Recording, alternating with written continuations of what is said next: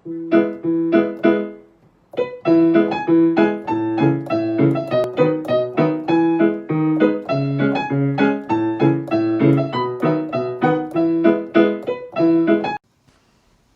家好，今天来说说我们家后院的小鸟。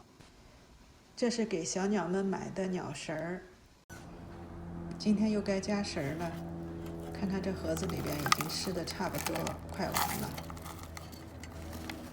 这个盒子是我们自己做的，看看今天又有哪些鸟来吃食儿吧。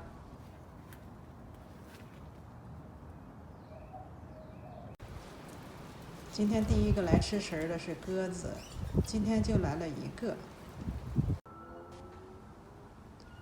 这个鸟非常漂亮，叫北美红雀。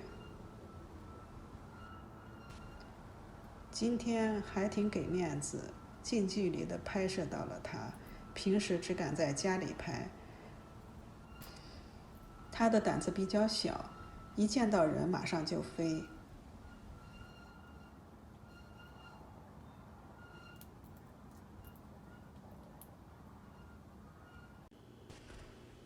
这个小鸟叫灌篮鸦，也非常的漂亮。